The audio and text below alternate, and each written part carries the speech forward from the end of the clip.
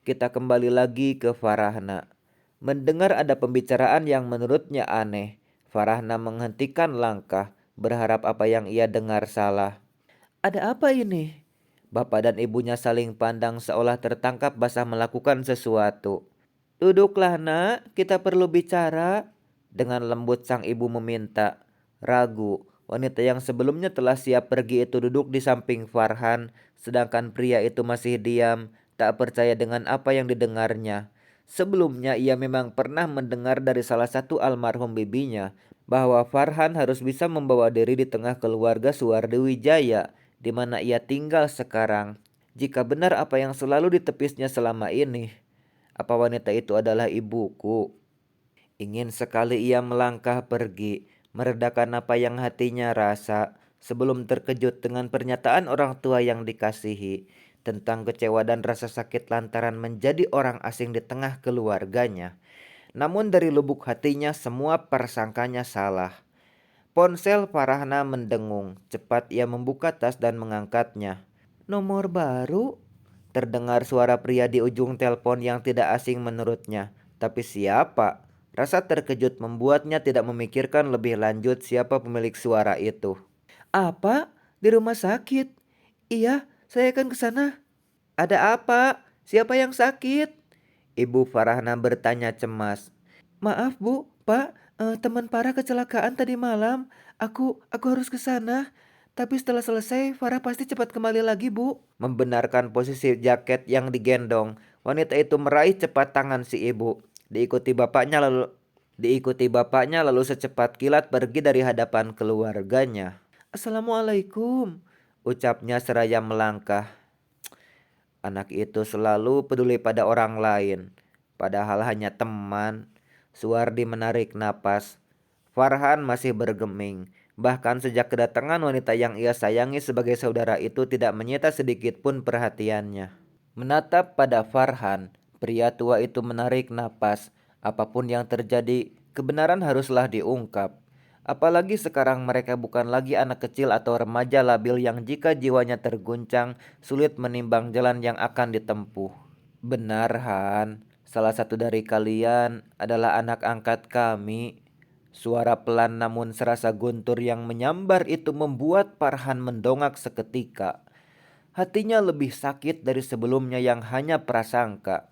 Matanya terasa perih dan memerah dengan rahang yang mengeras, marah dan kecewa.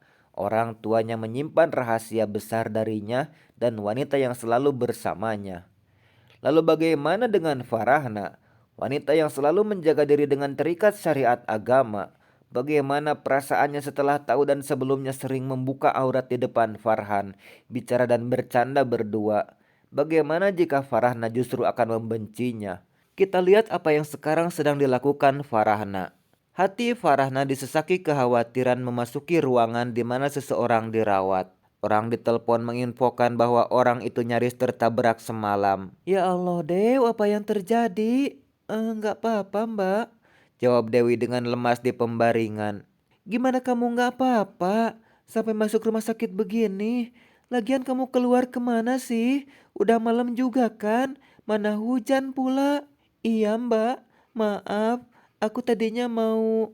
Wanita itu terlihat ragu, takut jika Farahna tidak lagi mempercayainya karena memaksa pergi di saat wanita itu melarang. Apa? Mau apa? Dahi wanita bergamis lebar itu mengerut. Enggak mbak, cuma cari cemilan aja ke minimarket. Tadinya aku mau ke kosan aja, tapi yang nabrak maksa ke sini. Jujur Dew, kamu kemana? Melihat sorot mata seseorang di hadapannya itu, Farahna bisa tahu bahwa lawan bicaranya tengah berbohong. Eh, mbak, aku... Kamu menemui Johan kan?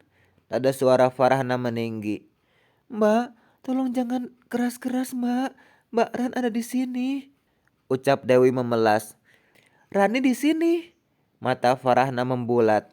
Sekarang di mana dia? Sedang bicara mbak dengan dokter. Gawat. Lirihnya lagi. Dia bisa tahu kalau kamu hamil, Dew. Apa?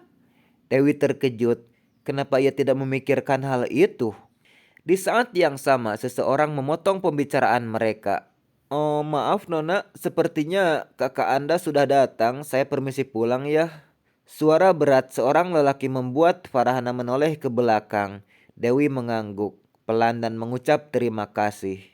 Di saat yang sama, seketika mata Farhana melebar, sedikit terkejut melihat sosok yang menjadi penolong Dewi. Michael? Nona, lelaki dengan jambang tipis itu mengangkat jari telunjuknya. Oh ya ampun, ternyata yang saya hubungi nomor telepon Nona cantik. Farhana menaikkan bibir sebelahnya disebut cantik oleh pria yang terus dihindarinya itu.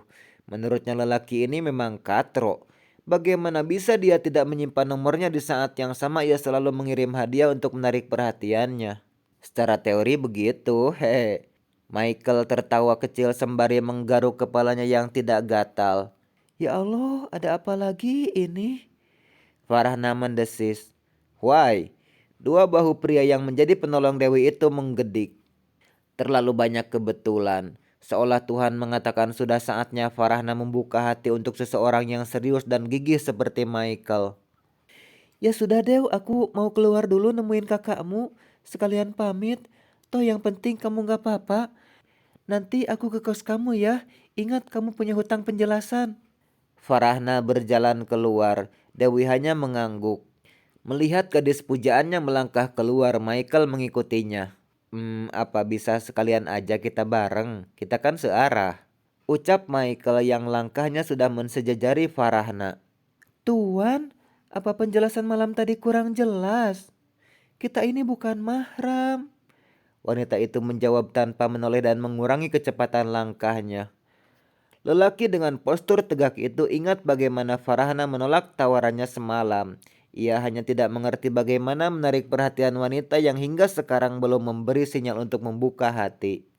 Baru saja langkah mereka meninggalkan pintu kamar Dewi, Rani datang dari arah berlawanan. Farhana yang melihat sahabatnya berjalan segera melangkah cepat menyambut. Ran, kamu sudah selesai bicara dengan dok? Ucapannya tertahan karena Rani terus berjalan tidak mengindahkan keberadaannya. Merasa sikap orang yang disapa aneh, Farhana mengikuti hingga kembali ke dalam kamar Dewi. Begitupun dengan Michael, langkahnya seolah tertuntun mengikuti. Rani sudah berdiri di tempat samping ranjang adiknya. Sebuah tamparan keras dari tangan Rani mendarat keras di pipi mulus Dewi. Kamu hamil, Dew. Dewi memegangi pipi yang merah akibat tamparan sang kakak. Sakit, namun hatinya lebih perih. Belum pernah wajah Rani semurka itu. Dulu sekali, Rani pernah memukul tangan Dewi karena membawa beberapa uang lembar 50 dan ratusan ribu. Entah anak sekecil itu mendapat uang dari mana. Rani hanya berpikir adiknya itu mencuri dan tidak mau mengaku. Bahkan hingga sekarang, Dewi memilih bungkam meski menghadapi banyaknya kemarahan. Lalu terakhir melihat kakaknya dengan kemarahan membuncah kala ia mengendap-endap pergi dan pulang tengah malam usai pesta perpisahan dengan teman-temannya. Dengan kepala menunduk separuh rambutnya menutupi mata dan pipi, mata itu kian redup, tahu diri akan kesalahan yang diperbuat. Kali ini kakaknya benar-benar murka. Entah apa yang akan terjadi jika wanita itu tahu suaminya lah ayah dari anak yang tengah dikandungnya. Katakan, siapa yang menghamilimu? Rani berteriak, tidak peduli lagi ada orang lain di sekitar mereka.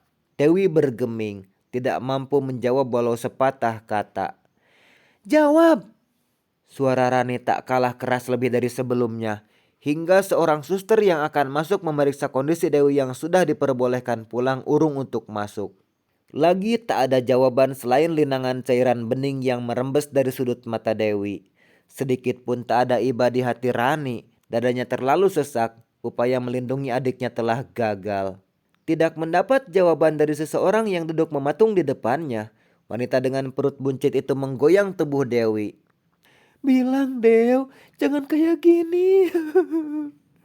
Suara Rani kini melemah diiringi isakan. Farhana yang menangis mendekat, tidak ingin Rani larut dalam kehancurannya. Sebelumnya ia bahkan berupaya agar sahabatnya itu tidak mengetahui kebejatan perilaku Dewi dan Johan. Sekarang malah dokter sendiri yang memberitahu setelah memeriksa kondisi wanita itu. Ran, sudah, kita bisa bicarakan baik-baik. Ingat kondisi kandunganmu, Ran. Tangan Farhana sudah memeluk pundak Rani, namun emosi yang menguasai membuat Rani menghempaskan tangan yang melingkar di bahunya.